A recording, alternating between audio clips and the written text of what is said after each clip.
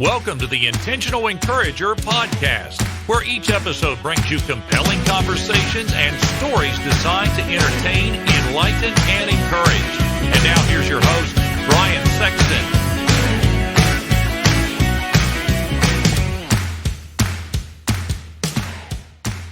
And welcome into the Intentional Encourager podcast. I'm your host, Brian Sexton. Thank you so much for joining us again today. I have got a guy on here that is a phenomenal rock star on LinkedIn. He is a sales trainer. He hosts 4 podcasts. Folks, it's hard for me to host one podcast. This guy he hosts 4 podcasts. We're going to ask him about that. I am definitely going to ask you about that. He's got a new book coming out on HarperCollins that you can get. And again, it's just a real joy to have Justin Michael joining me on the Intentional Encourager podcast. Justin, what's good? How you doing today, man?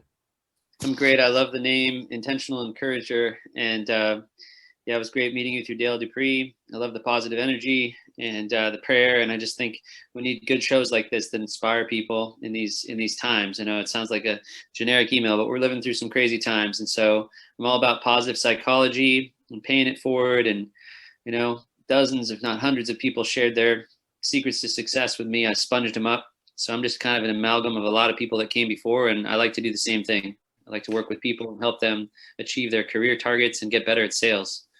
Man, that's awesome. And we will dive into that because, again, that's where I cut my teeth over 20 years in sales. And so we will definitely go there. I got to ask you something, though. Your LinkedIn profile calls you the Elon Musk of sales training. Now, my 20-year-old is a huge Elon Musk fan.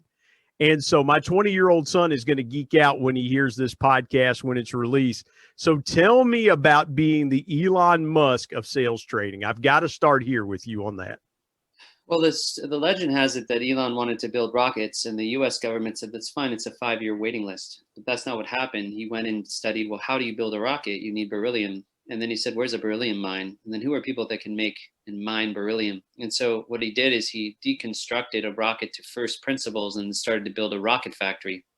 Did the same with solar. He's done the same with the Boring Company. He's done the same with reimagining the automobile, which is very similar to the old days where everyone wanted faster horses. No one thought much about an automobile. So my questions in sales are, why is sales about email? And why is the phone about a script? And that seemed weird. And in software as a service, why are there SDRs and AEs? And almost like, my 6-year-old daughter, I just started asking fundamental questions about why things are how they are. And then I rebuilt the entire system from scratch, wildly different than how it exists today. Justin, I got to jump in here, man. I'm sorry. I had to jump in here. It is amazing the wisdom of kids. Kids see something at such a rudimentary level. And a lot of times, and I can remember when my son was 6, he would ask these profound questions because to him, it was like, well, you should know the answer, Dad. And to me, it was kind of like his thinking and perspective was just so base level. And it's almost like, well, why didn't I think of that? I got to ask you, what was the one thing that surprised you when you were talking to your 6-year-old about this? And she was saying, well, Dad, it's like this. I'm sure you had to have an aha or a V8 moment when you talked to her and you said, how do you understand this? Yeah, so I'm not sure if she helped me actually crack sales directly, but definitely her outlook on the world is very pure. And there's a lot of curiosity, right? Like one of these questions that little kids ask is like, why is there war? Or why is it, why is, some basic things. And then as adults, we sort of become the muggles on, Harry Potter. And we go, oh, well, we're going to just deal with war, right? That's fine. But like, the kid is right. The kid is right. Like we shouldn't live in a world of war, And so it's just that basic way of looking at stuff that's dead broken and then asking, you start looking at email campaigns. Well, this is great. The team sent 5,000 emails and got 2 meetings. 5,000 emails and got 2 meetings. Oh yeah, I was able to make 100 cold calls a day and book 2 meetings. So you contacted 500 people and got 2 meetings. I mean, stop the insanity, the volumes with all the automation. It's just outrageous. So I wanted to study the brain and neuroscience and figure out some techniques that might be more aligned. Maybe there's something missing in email. Maybe the way everyone in sales sends email is off. And maybe there's something about the way we all make a cold call that is not working. as well as it should. So that's kind of where it started for me. And that's why I really relate to Elon Musk and the way he's broken down some of these systems that have always been done a certain way. I also love Buckminster Fuller, who talks about, don't fight the prevailing model, build a new model to displace the old ones. And essentially my emails are very short. They look like text messages. So a short text message email takes 3 seconds to process if it's 1 sentence or 2 sentences long, 1 word subject line, versus 3 paragraphs, which takes 13 seconds. If you put a visual in an email, it's processed at 60,000 times faster. There's all sorts of things going on linguistically with what the words represent and the meta of what it insinuates and the emotion of what the words are. So getting away from templates and looking more at meta frameworks or heuristics, which is a coding term, and it just means the next level of what the linguistics represent. Mm-hmm. Then I ported that over to cold calling after having tremendous results. And I found that everybody was using the same cold call script, the reason for my call. And I decided to open the call with a question and create call frameworks where the prospect talks 95% of the time, which creates elaborate amounts of trust rapidly. Yeah. And then I pitch later in the framework, which has never been done. So that you're doing a prospecting call and you're not actually pitching or identify while you're calling to like a minute in or 2 minutes in. It's just never been done. And so, email is visual and phone is tone or power shifts. And that's just a statement that is radical. And in 20 years of software, maybe others have figured it out, but it's never been codified. So I created a group called the Salesborgs, Seller and Cyborg, and I train over 1,000 people, and I give all this stuff away for free. It's open source, and testimonials roll in at a speed. It's just blips and bleeps 24/7. I'm getting testimonials from everyone using the system, and you can get it yourself. Salesborgs.ai. Just put in your email, and all the free guides are there. That's what I got. Well, and Justin, here's the thing too. I love what you said about Elon Musk because at the core of this thing, it's about really stripping down all the excess that's there. Elon Musk said you tell me I can't build a rocket. I'm going to prove to you that I can. You tell me I can't build a high performance electric car. I'm going to show you that I can. And I saw something the other day. Elon Musk said, I'm going to step away from Twitter and social media for a while because I can. It's the way his mind works in the fact that he doesn't have to do what you tell him he has to do. He does what he feels like and his convictions tell him he needs to do. And then he goes all in on that process. I love what you said about redefining, because what I heard you say was redefining connection. In other words, the old ways were, hello, Mr. and Mrs. Smith. I'm calling you because.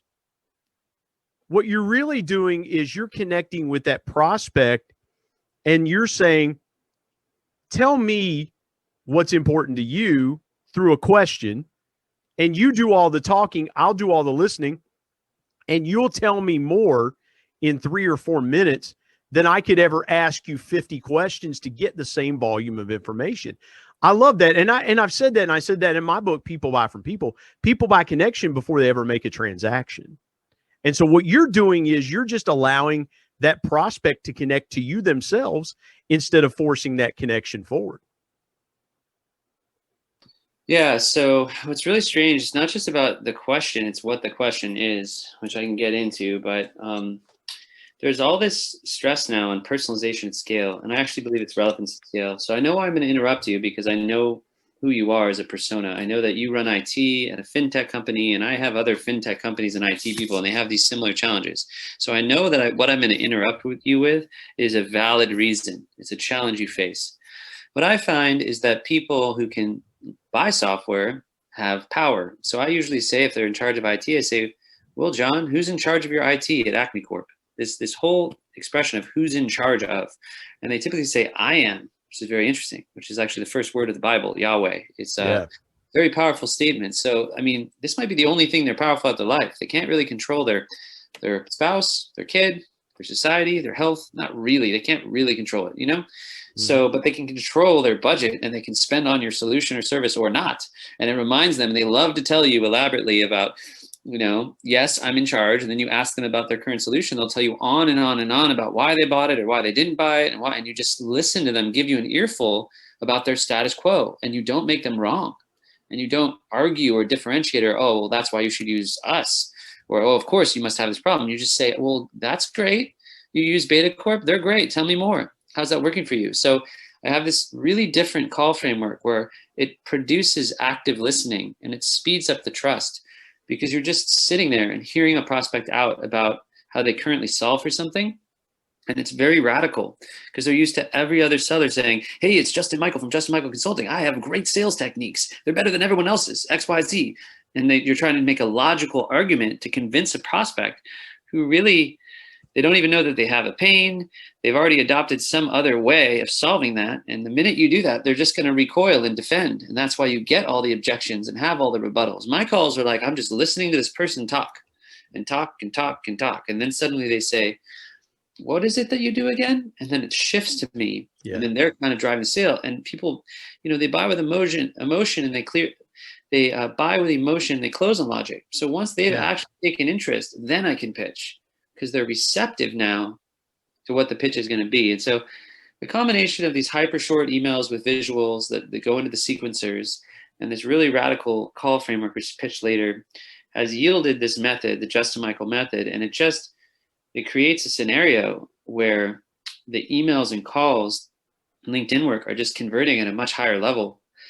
And I think it's because it's just more aligned with neuroscience, the fight or flight mechanism, how the brain works, how people actually buy in these micro moments of snacking and thin slicing, and these subconscious gut instincts we process so fast within nanoseconds. We make a judgment if we feel safe or there's trust, even the tone of the voice. It's like we have these brains that have been, around for thousands of years. And no matter how you see it, it's amazing.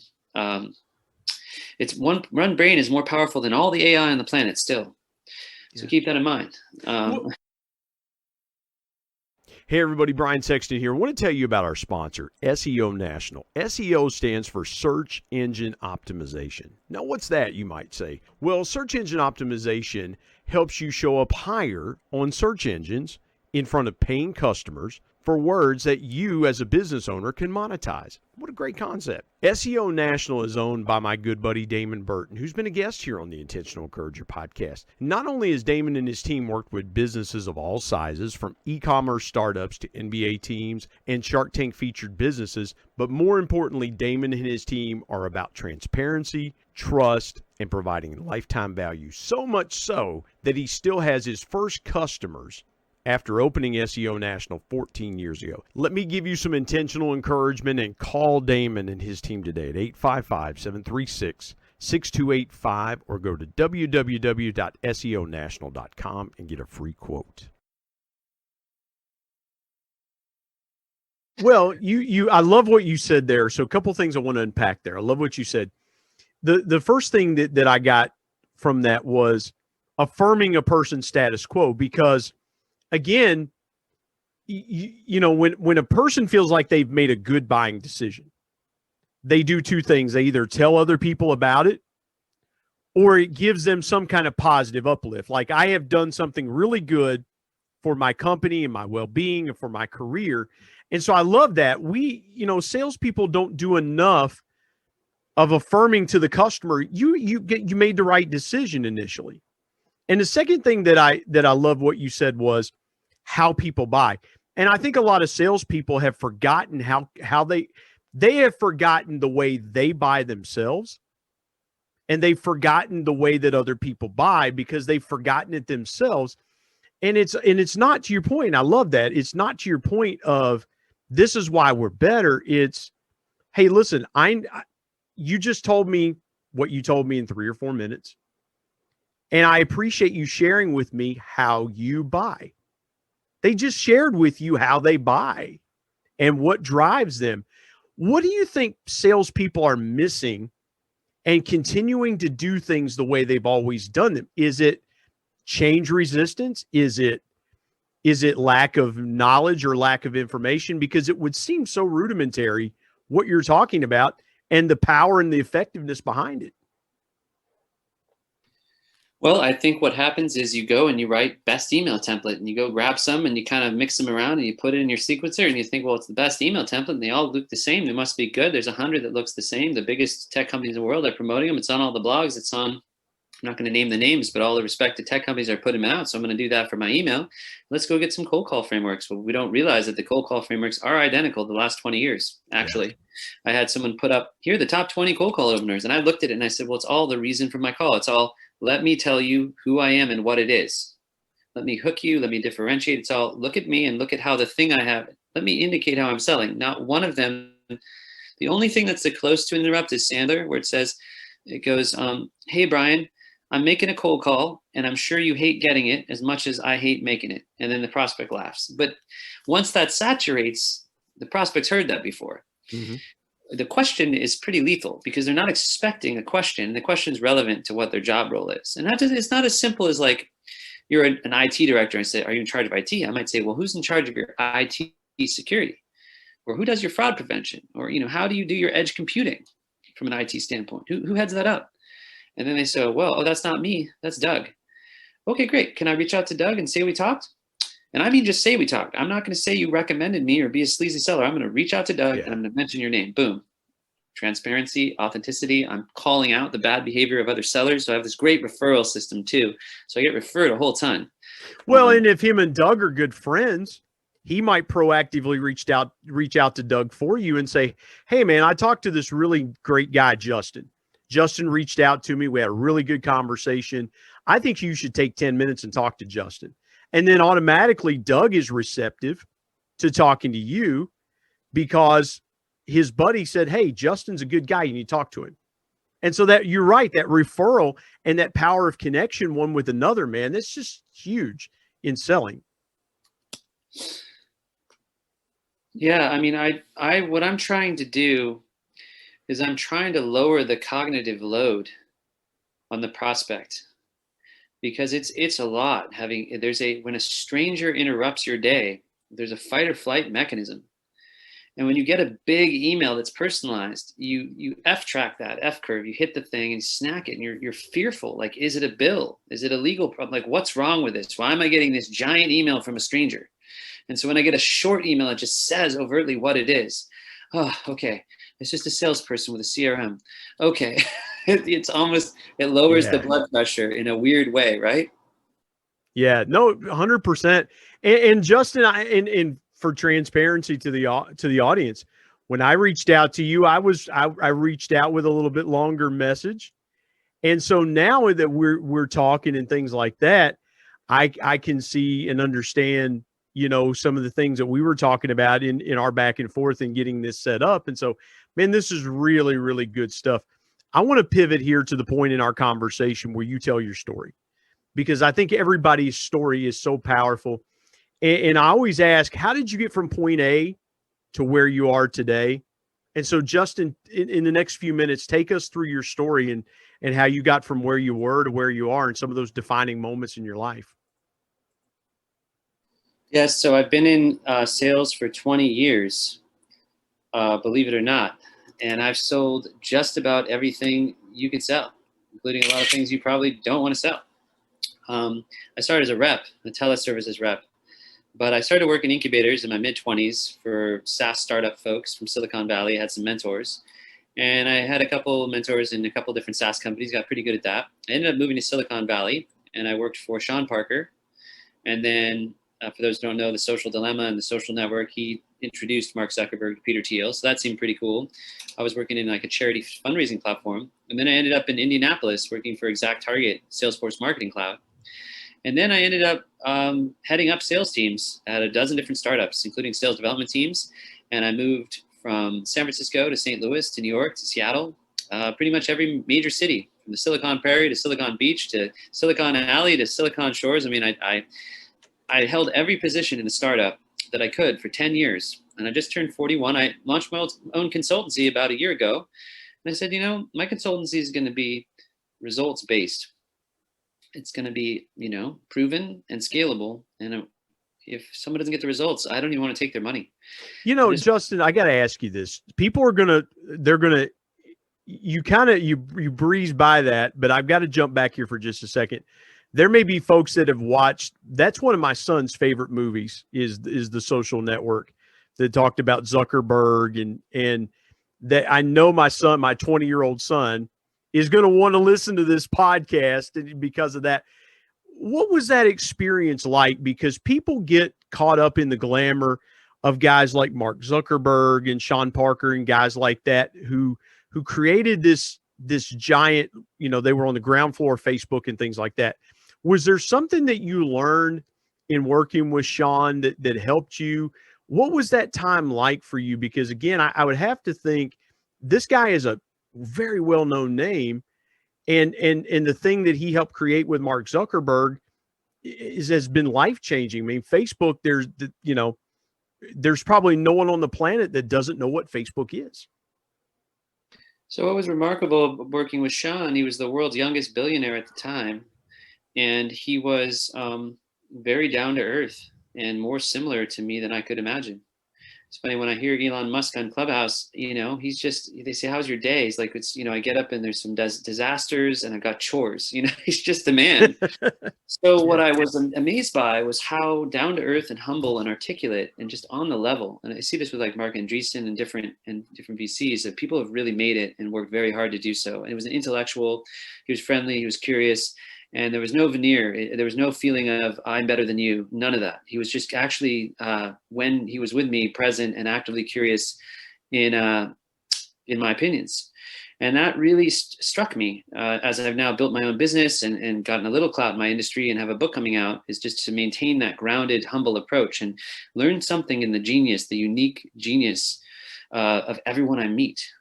And, I take that to my employees now that I'm a corporation and a training company. And I just try to see the brilliance in people, because actually they ask Elon that, they're like, well, how are we going to have more Elon Musk? He's like, I'm actually more typical than you think. Right. So what it is there's something unique and genius in yourself if you're listening. So you can turn that into a business and you can see it in other people. And if you see it in someone else, it's somewhere within you. That's what I've learned about gifts. Because you're gravitating toward it and you're enjoying it, you probably have a piece of it within you. Now, I'm not saying you could do astrophysics or suddenly become a rocket scientist without the training, but maybe there's a desire there. It's you're never too old to start. And I'm just jotting notes down because this is so good, because everybody thinks, well, Elon Musk had a certain thing that made him brilliant. Sean Parker had a certain thing that made him brilliant. Mark Zuckerberg had a certain thing that made him brilliant. It was maybe someone, to your point, Justin, said, there is a gift inside of you that you probably don't realize that you have, but you have it. And they encouraged it and they developed it and they worked with it. As you have been in your own company now and you've thought about, and I can tell just the first 5 minutes that we talked, you're a contrarian thinker. You think differently than a lot of people. You understand that you have to think differently than a lot of people do, or else you're just like everybody else. When you are encouraging your employees and when you're encouraging someone else, what's the one thing that you look to do first and foremost in giving that encouragement? Well, that's the thing. I really try to play to people's strengths. I mean, there's a lot to say for cross-training out the weaknesses, but I really believe that you take someone and you find what they're gifted at, not necessarily what they're talented at, what they're gifted at, and you just pour kerosene on that and let them take flight. So when I hired a GM to the business, I hired a mathematician and an Algebra 2 teacher, because I realized I'd have to teach adults to learn. To really be effective at training, I need to understand pedagogy and the science of teaching. And so this guy, Patrick Joyce, is just brilliant in building curricula. My Latin's a little rusty, but he understands how to get change and to walk people through a process that reinforces a learning. And he understands how to take these insane ideas I have and break them down into these chunkable bits that people can digest and learn. Mm-hmm. Because it's one thing to just flash this stuff at people and it's wild looking. But the beauty is when you slow it down and you look what we're doing, it's quite simple. And as Da Vinci said, simplicity is the ultimate sophistication. So any system, even the fundamental equation for the speed of light, E equals mc squared, that's a much more radical, difficult physics equation, but it boils down to something quite simple. Even if you think of atomic physics and particles, so I'm looking at what a human does when they open their phone and they look at the screen and see an email. I'm focusing on that nanosecond to figure it out. You have 18 words to catch them, and most sellers say, hope you're doing well. And so if you just don't ever write, hope you're doing well, you will be better at sales. Hey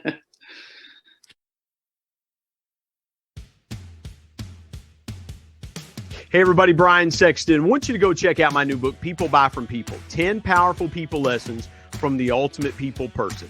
My dad. My dad was the ultimate connector and the ultimate intentional encourager.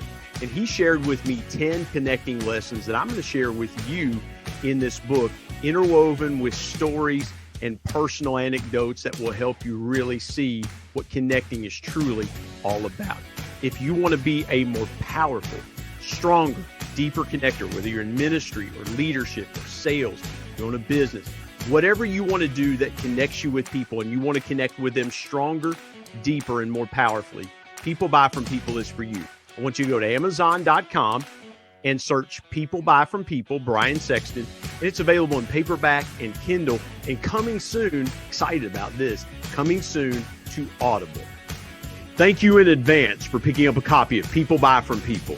And now let's get back to a great conversation here on the Intentional Encourager podcast.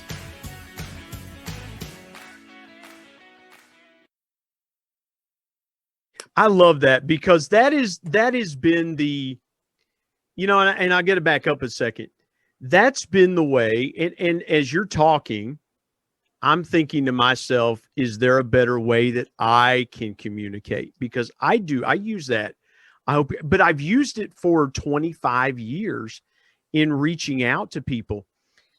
How do you, when you rethink a way that you do something, what's the first thing that enters your mind as you rethink about how you're doing something? Because I see you as a person that is constantly iterating. And I heard Mark Cuban say one time on Shark Tank, if you're not iterating, you're failing. You're dying, because every great business is constantly iterating. They're moving from one thing to, even if they've got what they feel is the perfect product, what's the next iteration? How do you self-iterate? I love these questions. It's such a cool podcast. For me, a huge influence for me was Dave Sandler, because David Sandler was basically, the whole theory is whatever you want to do naturally, do the opposite. And I got that from boxing too. Boxing is this sport where you teach your body to like lean into punches and put your hand in this weird place, and you train yourself thousands of times to put it there. Yeah. The biggest thing for me is the prevailing things you're doing naturally is what the other 1,000 people will do. So if you do anything different than the natural flow, you're going to get recognized subconsciously. It's like a subliminal message. If everybody's red and you flash blue, whoa, what's that? Right? It's like the black swan. All the swans were white. They didn't realize in Australia it's the identical animal, but it has black feathers. It's bizarre looking. There's nothing else different except, the pigment in its feathers. So I have always looked at the purple cow and Seth Godin and thought like a marketer and a brander to say, well, how can I differentiate, stand out, be different, be contrarian, be the outcast, be the rogue particle? But being rogue is like very Steve Jobs, like here's to the crazy ones, thinking differently. Yeah. Right? Like he's putting out an iPhone, and Steve Ballmer, who's running Microsoft, goes, hey, Steve, like that's going to fail. No one's ever going to do that. So he's like, okay, puts it out, like BlackBerry prevails. There are like tents. It's like Star Wars premiere, things the most successful ever, like of all time, right? Like by miles. Yeah. Yeah. Well, Jobs embraced his unique. And I talked about that in my book, is that Jobs said, we need to do something that no one else is doing, because even if it fails, we've opened up this for good, bad, or indifferent. We have opened up a new way of thinking. We have, if the iPhone fails, okay, so everybody's going to go back to the way they always communicated before. But if we succeed, we've changed everything. And then, now with FaceTime, they were the first to really say, you now can call someone and you can see them. So now we're going to change not only communication, but we're going to change connection. And now we're going to change information. And so, man, I love that you brought up Steve Jobs, because I think he was one of those people that people go, my goodness, he was such a radical thinker. He was internally encouraged to do the opposite of what everybody else wanted to do. I've got to ask you real quick. You mentioned moving from different places and from Silicon Valley to St. Louis to New York to Seattle. Every time that you made a geographical move, what was something that you took away from the place that you were in? Because those are really different places to move to. I got to think that you took something away from every place that you lived. Yes, I really did. I found that basically the heart of darkness for technology really is San Francisco. I always figured out I could probably hit my whole number just in a square block. Technology is quite small in New York and in Los Angeles and Chicago and Seattle. A little bigger in Seattle, but it's still quite a small thing. But it's really like has a religious fervor in Silicon Valley in the Bay Area. And so, but what I loved about working in those different cities was there's a spin. Like in New York, there's a lot of financial services tech and media tech, and there's a specialty in the realm of how that tech fuses with the culture of that city. And there's almost an appreciation that it's not sort of the epicenter of where it is, but it's a satellite to, the beating heartbeat of it. So even Washington, D.C. has some really cool technology. Now we see technology everywhere because the price to do software as a service and garage ventures. But I really just enjoyed that specialization and the cultures of these startup companies. I worked in a lot of WeWorks and with a lot of teams that were sort of on the fringe, not in the mothership. And it was fun. I worked for LinkedIn in the Empire State Building, which was like a sales headquarters. And that was super cool because the time zone made it really easy to work with Canada and to work multinational deals with Europe. And so I started learning how to do global deals across different countries and states. And that felt really fun to travel over to Barcelona or go to Toronto and just jump over the border there. And so that was really, really fun and fascinating. So yeah, it's always been the people, my colleagues and teammates and the culture, and also just the quality of the customers.